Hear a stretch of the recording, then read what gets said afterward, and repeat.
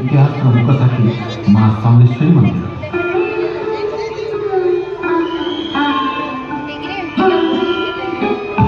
देवी समलेश्वरी संबलपुर आराध्या देवी माँ नाम प्रख्यात संबलपुर नाम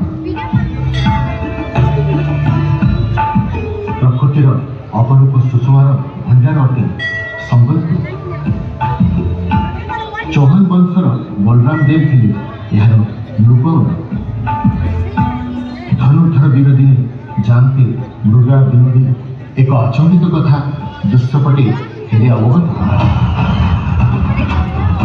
कुकुर को संगे धरी राजा गले करने शिकार। मात्र महानदी कूले घटिला एक बड़ चमत्कार। देखिले राजन कुकुर को गोड़ाऊँ गोटे ससल देखिए यह आचंबित दृश्य राजा है हतबाक। महानदी बाम तटे थिला एक शिमिली देवी वृक्ष मूले अकस्मात शशका है अंतर्ध्यान। देखी चिंतामग्न राजा शिव को करे प्रस्थान। निद्रा काले देखी राजा एक अद्भुत स्वप्न उजागर हो राजा बसिले। तुरंत देवी समलेश्वरी सपन कहले नदी बक्ष रही अच्छी गुमदरा रोची मुई एवं ताहारी मध्य शिमिली वृक्ष मूले मत कर स्थापन एथपाई मंदिर निर्माण कर राजा। स्वप्नादेश दे देवी अंतर्ध्यान है।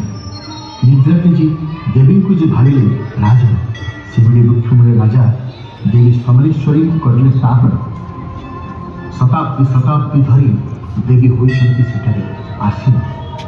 स्वप्नादेश अनुरूप राजा आरंभ मंदिर निर्माण।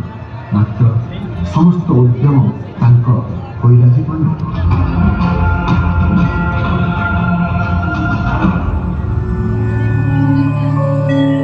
देवी समलेश्वरी परम भक्त बलराम पाणिग्राही और तांको पत्नी आसिले आगे संपन्न करने को मंदिर निर्माण। मूर्ति तोर दिव्यता और समृद्धि प्राणवंत रूप बराह चिन्हित मुख भारी अनुपम। भित्तिस्थले माँ भव्य प्रतीक स्मरण मात्र के रोग दोष वही खंडित। तुम्हें नहीं रहा कहार रूप प्राचीन काल मन मध्य रही अच्छ माता। हे देवी समलेश्वरी अटल शांति प्रदायी प्रतिध्वनित हुए तो रहस्य पृथ्वी गर्भनु प्रतिवर्ष 3 पर्व होई पाई पुरपल्ली हस्तोल्लासे हुए विगड़ित।